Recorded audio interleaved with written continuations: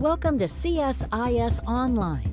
The way we bring you events is changing, but we'll still present live analysis and award-winning digital media from our Dracopoulos Ideas Lab. All on your time, live or on demand. This is CSIS Online. Good morning, everyone. Welcome to the 6th Annual Conference, China's Power Up for Debate. I'm Bonny Lin, Director of the China Power Project and Senior Fellow for Asian Security at CSIS. Today, we are delighted and honored to have Secretary of the United States Army, Christine Wormuth, with us to deliver the conference's first keynote on China's growing military challenge to the United States and the world. After decades of modernization and rising defense budgets, the PLA, the Chinese People's Liberation Army, has transformed itself into one of the world's most formidable militaries. The Department of Defense's latest China Military Power Report, released just this last month, notes that China has become the department's top pacing challenge and states that the PRC is the only competitor capable of combining its economic, diplomatic, military, and technological power to mount a sustained challenge to a stable and open international system. At the same time, we've seen in the recent years that Beijing has shown a growing willingness to assert itself militarily in the East China Sea, Taiwan Strait, the South China Sea, as well as along its disputed border with India, raising the specter of conflict in the region. So as China continues to build up its military capabilities, the United States and its allies will need to adapt in order to deter unwanted Chinese action while also maintaining peace and stability in the Indo-Pacific. Today, and here to discuss these issues and more, we're joined by Secretary Christine Wormuth, who currently serves as the 25th Secretary of the U.S. Army, the senior civilian official within the Department of Defense responsible for all matters related to the U.S. Army. Before being confirmed to her current position, she was the Director of the International Defense and Security Center at the RAND Corporation, where she was a frequent writer and speaker on foreign policy, national security, and homeland security issues. Prior to RAND, Secretary Wormuth served in several roles in the Obama administration, including Special Assistant to the President, Senior Director for Defense at the National Security Council, and Deputy Undersecretary of Defense for Strategy, Plans, and Forces. From 2014 to 2016, she served in DoD as the Undersecretary of Defense for Policy, where she advised the Secretary of Defense on the full range of regional and functional national security issues. She also worked in the private sector on defense issues and was also a senior fellow here at CSIS for 5 years. Christine, thank you for joining us today. And let me turn to you for your opening remarks. Thanks, Bonnie. It is such a pleasure to be joining you and CSIS this morning for this conference. I really appreciate being here. I have so many fond memories of CSIS with so many terrific colleagues, so it's just a pleasure to join you. Some may wonder why the Army Secretary is a keynote speaker for a conference on China, but the reality is that competing militarily and strengthening deterrence in the Indo-Pacific is a joint undertaking, and certainly any potential military conflict with China would require the entire joint force, not just air and maritime forces. So I wanted to take the opportunity to talk a little bit today about how I see the China challenge, how it's evolved over the last 20 years, how it looks today, and what I see as the Army role in the Indo-Pacific. As you all know very well, while the United States was countering insurgency and combating terrorism in the Middle East for the last 20 years, the PRC very deliberately began what has become a sweeping military modernization effort, as Dr. Lin indicated. The Gulf War, the 1996 Taiwan Straits crisis, the accidental bombing of the Chinese embassy in Belgrade in 1999, the invasion of Iraq in 2003. Beijing saw in these events in different ways the power of the US military. And they appear to have been catalysts for China to begin figuring out whether the PLA could undermine key elements of the American military's power projection model and to much more rapidly modernize their own military forces so that they could face a strong enemy. A more powerful Chinese military helps to underwrite Beijing's strategy to achieve Rejuvenation of the Chinese Nation by 2049, to include development of the PLA into a world-class military by mid-century. China's focus on modernizing its military capabilities will strengthen its ability to coerce Taiwan and rival claimants in territorial disputes, project power globally, and counter interventions along the PRC's periphery. Today, the PLA has approximately 2 million personnel in its regular armed forces. China has the largest navy in the world numerically, the largest aviation force in the Indo-Pacific region, and 975,000 active duty personnel in its Army combat units. Its rocket forces are embarking on a significant expansion of its nuclear arsenal, and its strategic support force centralizes the PLA's space, cyber, electronic, information, and psychological warfare capabilities. As this audience knows well, China has capabilities today to attack our sensors in space and our communication links that largely run through space.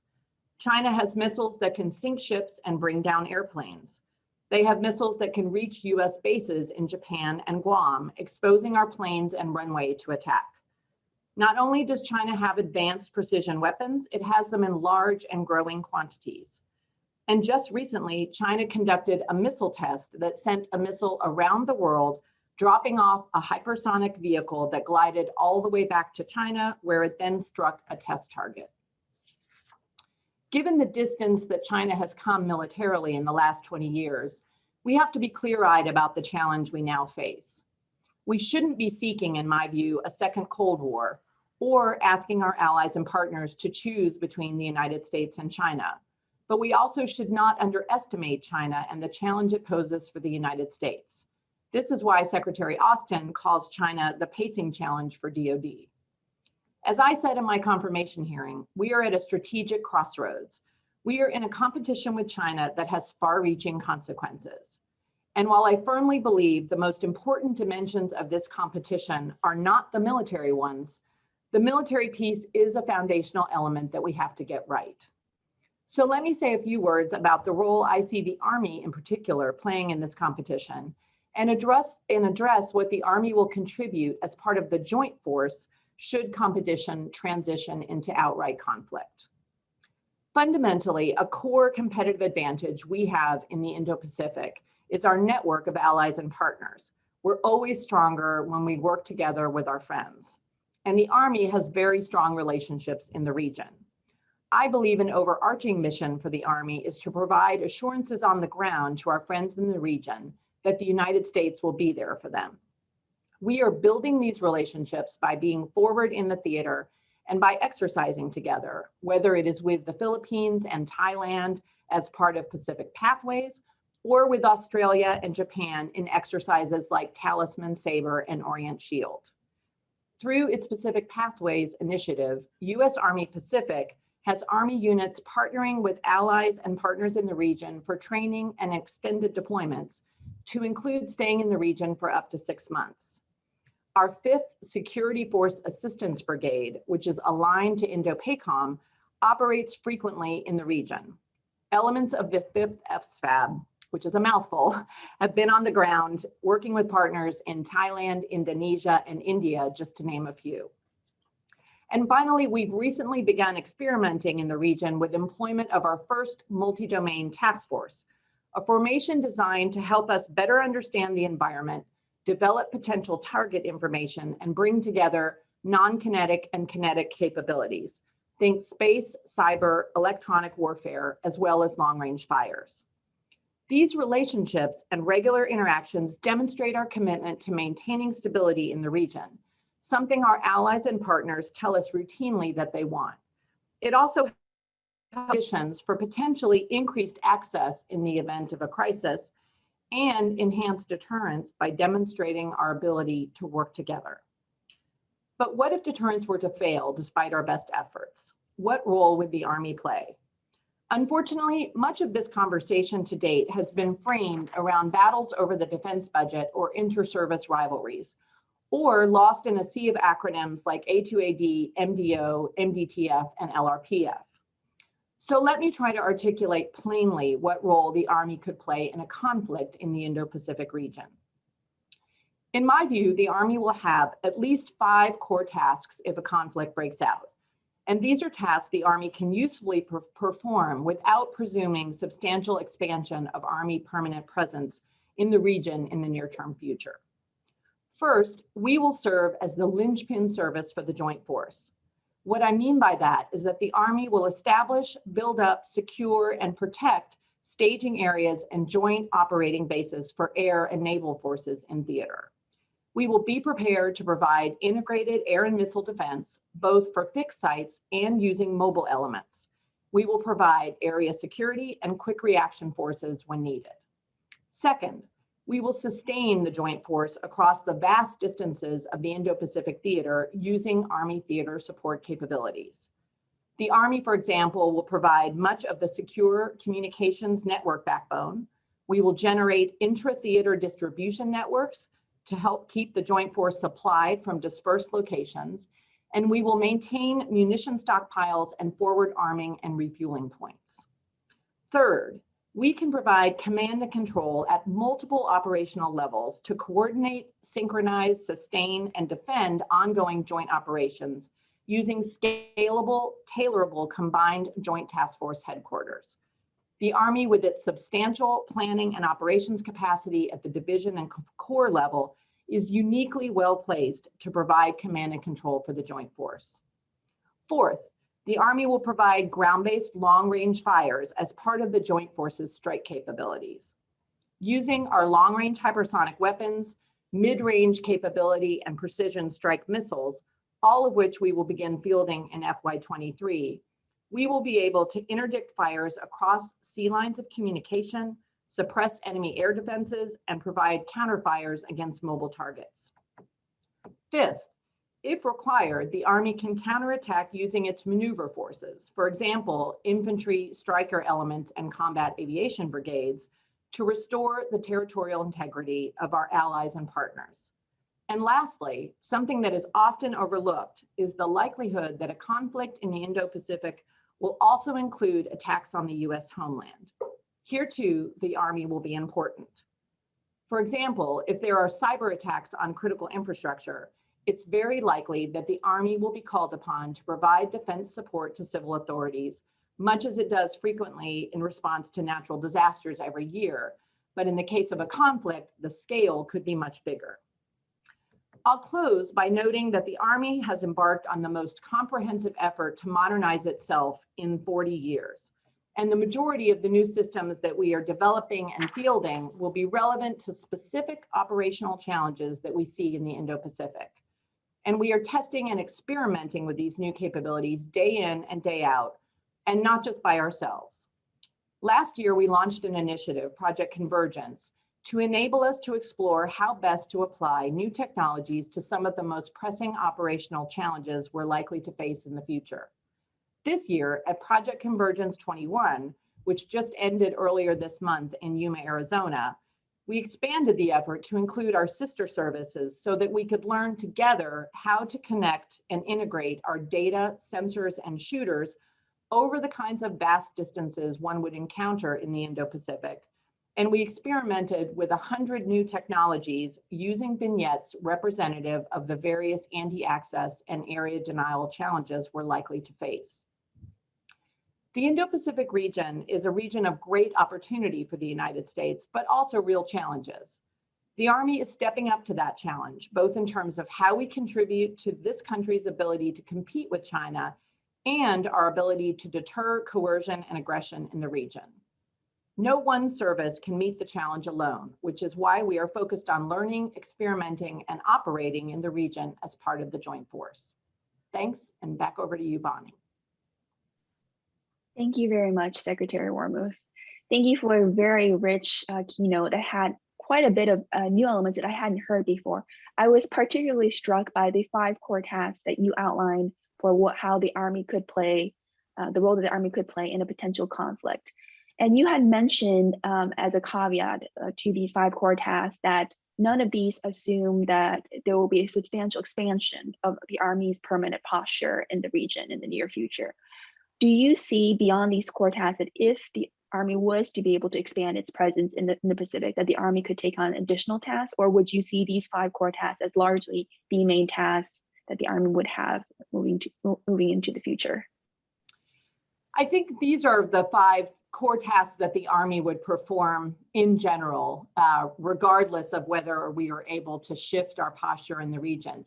That said, as you know well, the United States military footprint in the theater has been heavily oriented towards the northeast part of the region. And I think there is very much a desire to be able to expand our access and basing arrangements more into Southeast Asia, because if we were able to do that, we would have more, we would have a more dispersed posture that would give us much more flexibility.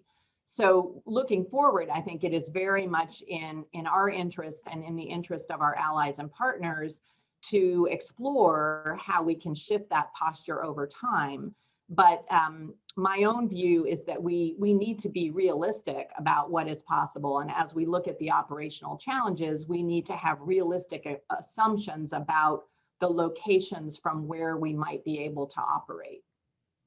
Thank you. And related to this question is, when you developed this framework of the 5 core roles for the Army, how did you think about the various threats or challenges that China poses? Was there an emphasis in terms of these roles for the Army on, for example, dealing with contingencies in Northeast Asia, or did these 5 core roles for the Army consider all the range of contingencies?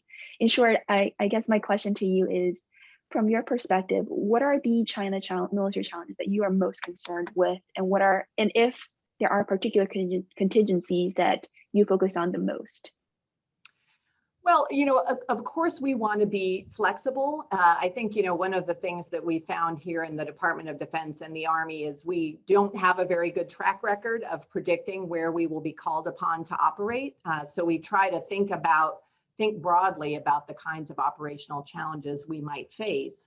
But, certainly, I think in terms of thinking about potential contingencies, we in the department are thinking about, obviously Japan is worried, for example, about the Senkakus. We have a treaty with Japan. That's a contingency, I think, that we think about here in the department. There's obviously been quite a bit of discussion about China's very aggressive actions right now towards Taiwan with the various violations of their ADIS. So that is something I think that the department thinks about. And then, there's unfortunately also the possibility for misunderstandings or miscalculations in the South China Sea area. So the kinds of things that the Army might be called upon to do are potentially relevant to any of those kinds of contingencies. Thank you, Christine. Let me pause here very quickly to provide instructions for folks on how to submit questions for Q&A.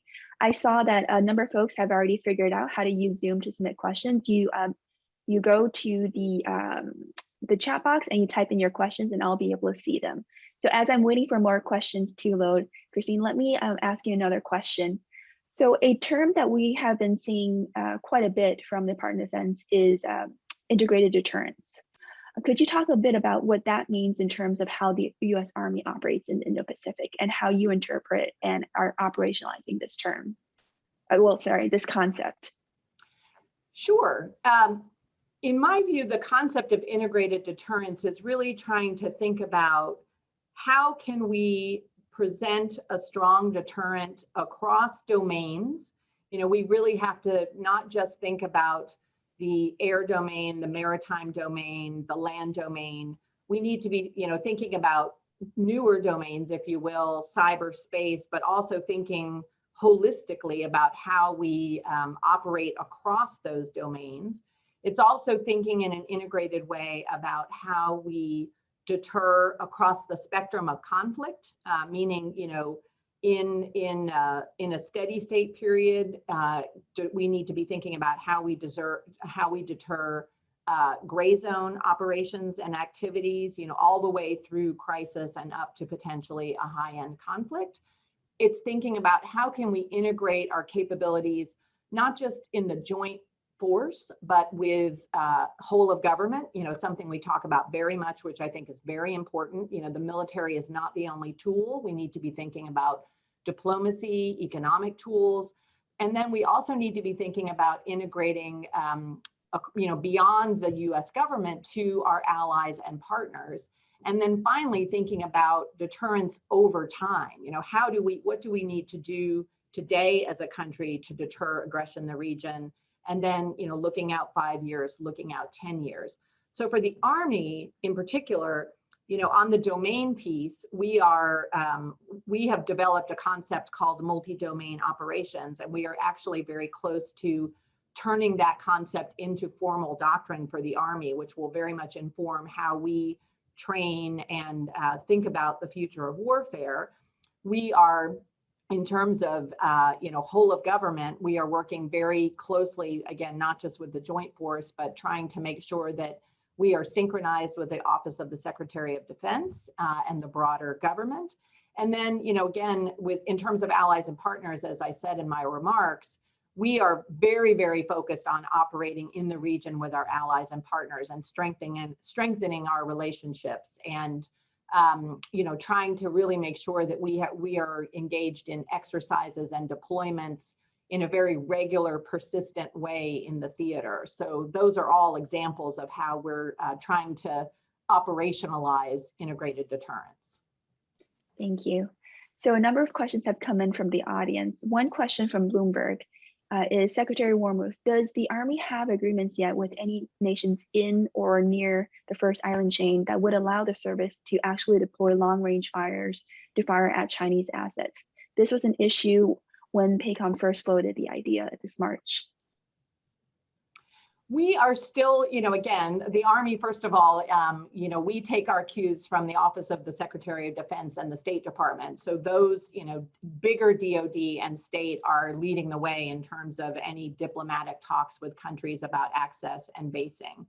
Right now, we have not yet fielded our long-range fire capabilities. Ultimately, initially, I think they are much more likely to be fielded on United States territory. But certainly those are the kinds of capabilities that we will be discussing with close allies and partners. And the Army is ready, when called upon, to be able to put those kinds of capabilities in the region. But it's really state and DoD that will take the lead in those discussions. Great, thank you. There were a couple of long-range fire questions that I think you answered many of them together. A related question is, how is the Army thinking differently, if any, about the China challenge than your service counterparts, such as the U.S. Air Force or the Navy? Well, I think fundamentally, we're frankly sort of trying to think, I don't want to say trying to think as a group, because the last thing we want is groupthink. But I think in a very positive way, we are trying to work with our sister services to have an integrated, comprehensive approach to how we think about the China challenge. And again, that's why I think it's so significant that we're working with the Air Force, Navy, Marines, and the Space Force in things like Project Convergence. But I think, a place obviously where the Army adds unique value is in those relationships with armies in the region on the ground. So, using units like our Security Force Assistance Brigades, which were, frankly, originally designed to deal with sort of advising and assisting in places like Afghanistan. The reality is we have used our 5th SFAB, the one that's aligned to Indo-PACOM, extensively in the region to work with countries to build interoperability, to work on specific, operational tasks. So we have an on-the-ground relationship with countries in the region that is different from what the Air Force and Navy have, for example. So another question related actually to the previous one, and I think actually, Secretary Moore, you addressed this quite a bit in your speech, but since we have this question, I think it's important to reemphasize some of the points that you already made. So this question is, the Army is often perceived as a secondary actor in the Indo-Pacific compared to the Navy, Marines, and Air Force. What specific strengths does the Army bring to strategic competition with China in this region that sets it apart with other service branches? I know you've made many of these points before, but I think given this question, it might be useful to just re-emphasize some of the points you made, but also elaborate on this. Sure, absolutely. And, and I think the question reflects kind of a theme that has been out there around sort of the whole issue of the role of the Army in the Pacific. So I'm happy to address it. I think, again, during the competition phase, if you will, or sort of the campaigning phase of competition, the Army, I think, plays a unique role in terms of having those on the ground relationships where, we are many of the countries in the region, the Army in those nations is sort of the most prominent service in their own militaries. So the kinds of relationships and access that our Army can bring, I think, is somewhat unique. Again, that's most important, I think, in the competition phase. But in terms of a potential conflict, I do think a large part of what the U.S. Army would bring is what I would call an enabling role for the air and maritime forces. But something that the Army can do uniquely is that kind of set the theater function that is very important in a region like the Indo-Pacific, where the distances are so large. I mean, we will have to be, the joint force will be dispersed throughout the region. We will be operating from many different bases. There has to be a way of distributing supplies, munitions, fuel to the entire joint force to providing command and control, over that very wide area. And the Army, I think, is very well positioned to do that. And then offensively, again, we will bring that long range precision fires capability, the ability to, an anti-ship missile, capability, for example. So there's absolutely an offensive role for the Army in the Pacific, but there's also, I think, a very important enabling role as well. Thank you. We have a couple of questions from the audience on the recently approved release Global Posture Review. So I'm going to group the questions together and ask it relatively broadly. What does the Global Posture Review mean for the Army? What are some of the major changes that you might see underway in terms of how the Army might implement the Global Posture Review? I think for us, an important part of the Global Posture Review was thinking about where we can increase opportunities for pre-positioning of equipment and stocks. So that is something that we will be looking at ways to put more into the region to use our already pre-positioned assets in the region that are there, more efficiently, so that we can get more bang for our buck out of what we already have there. Those are probably the biggest things for us. Again, I think it was very important that Secretary Austin was able to make as much progress as he did with the Philippines and the Enhanced Defense Cooperation Agreement. We will be taking our cues from the kinds of diplomatic talks that DoD and state have, but we are very interested in broadening the access and basing arrangements that we already have and building on that. And I think the Indo-Pacific part of the Global Posture Review is really looking at that. There were some other things in the Global Posture Review that were relevant for the Army, but that was much more in the European theater. Great, thank you. A couple of questions focus more on different regional developments. So one question is that Taiwan has featured prominently in much of the recent discussion about risk of US tensions or conflict with China. How has the Army prepared to deal with a Taiwan contingency? Well, I think fundamentally, what's most important is that we collectively work to avoid a war in the region.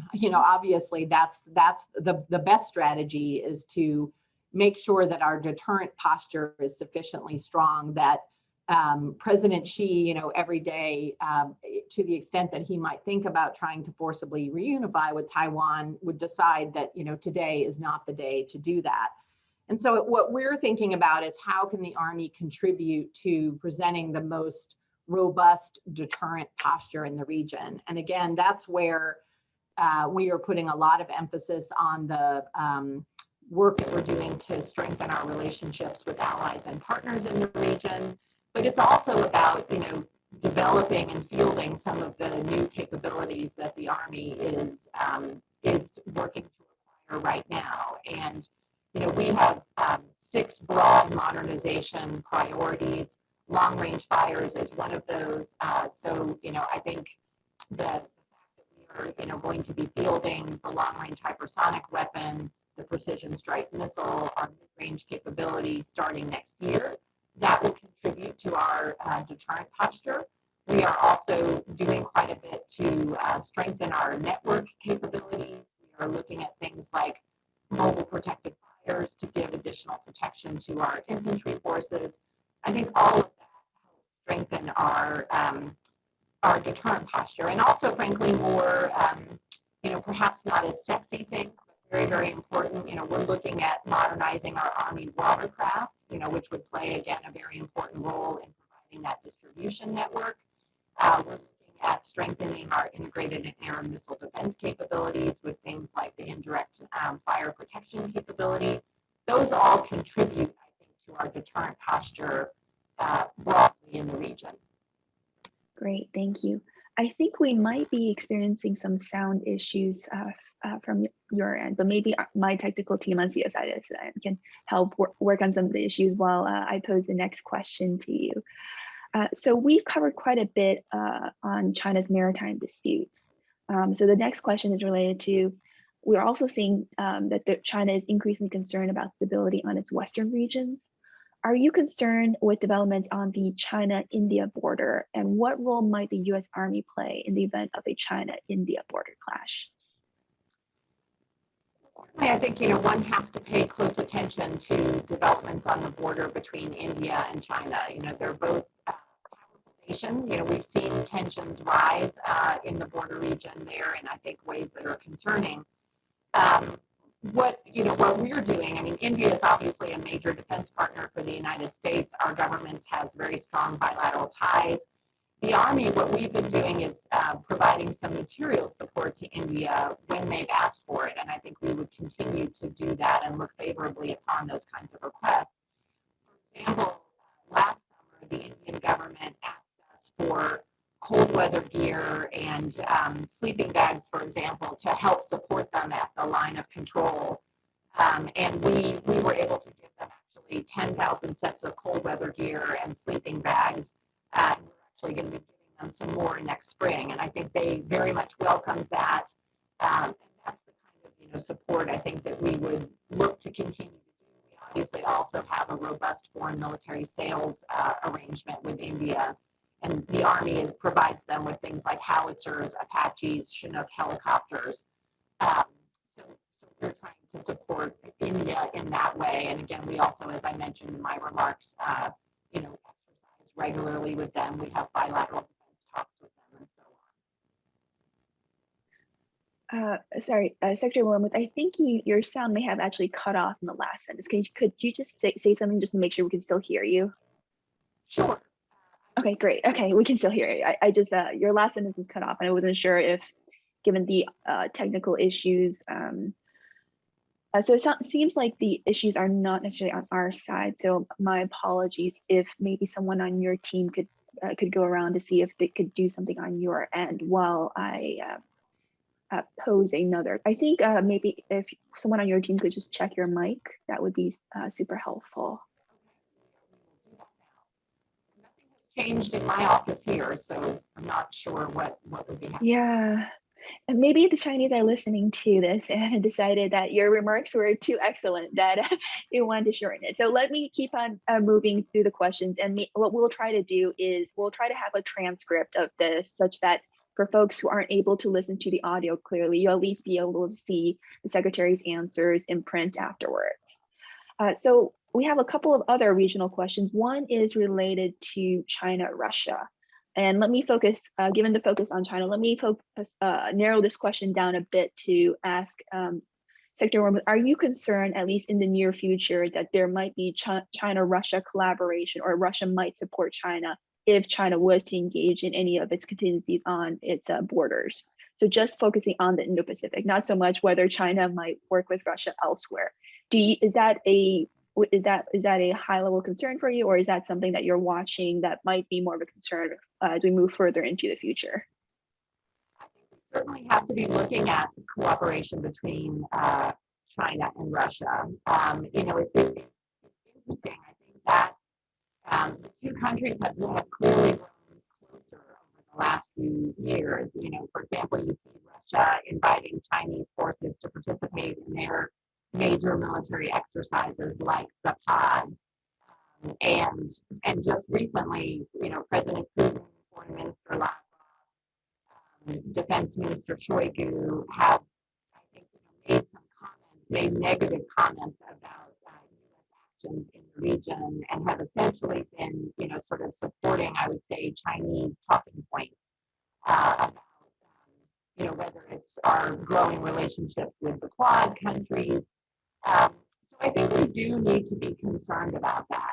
Ultimately, China is a rising power, and Russia's, I think economic long-term prospects are such that I think ultimately that it'll be interesting to see how that relationship evolves 5 to 10 years from now. But right now, I think we do need to be concerned about the level of cooperation.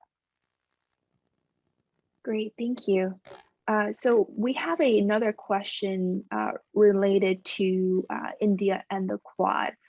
This is a little bit more Army specific, and maybe there is not that clear of a Army role yet, just because the Quad right now is not so much a military alliance. But I did want to pose this question: is to what extent is the Army supporting efforts to strengthen the Quad, in particular with India? And I would say, you're absolutely right. As you know well, Dr. Lin, the Quad is, a diplomatic forum right now, I think, much more than it is a military forum. But certainly we have strong bilateral defense relationships with Australia, Japan, India. And the Army, wants to support that. Again, I've spoken in earlier Q&A about what we're doing with India right now. We have strong relationships with them. General McConville, our Chief of Staff of the Army, has, talks with his counterpart in the Indian Army. And we will certainly look for, continued opportunities to work closely with India, and, can see how the Quad develops over time to see if the military dimension is built out.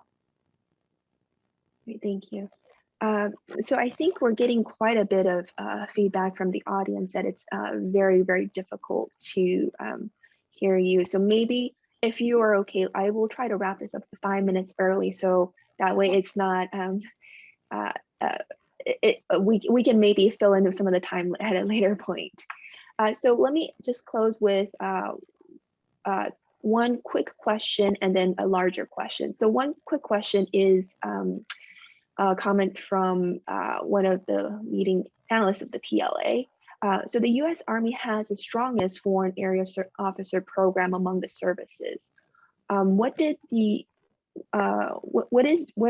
Army doing now to ensure the health of that program, particularly with regard to the Indo-Pacific? That's a specific question. And the larger question I wanted to end with is, Secretary Wormuth, as you think about all the range of issues and all the different ways that China could be a challenge to the U.S. Army, what keeps you up at night? So feel free in the last minute or so to cover any of those questions. And then after your response, I will spend a minute or so covering our next event, and then we'll wrap it up from there. This is Secretary Wormuth. Last comments for you. Sure. And again, I'm sorry that we're having audio problems.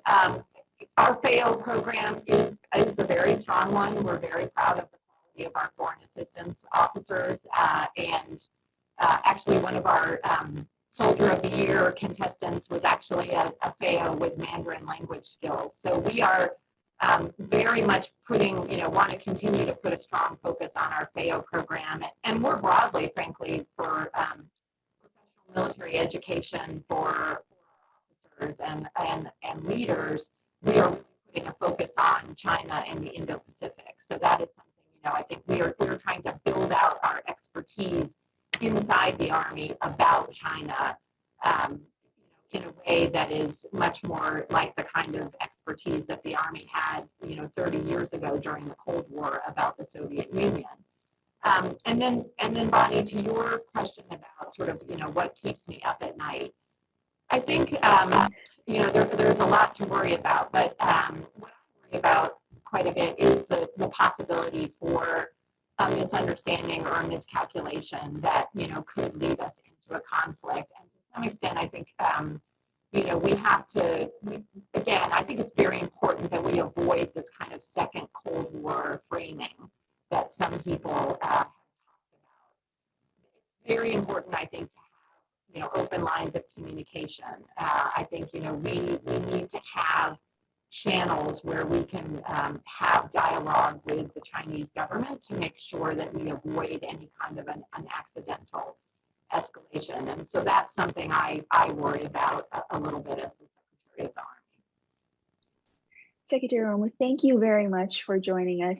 And I also want to thank the audience for bearing with us despite the technical difficulty. So let me now use a quick 30 seconds to make a plug for our upcoming event.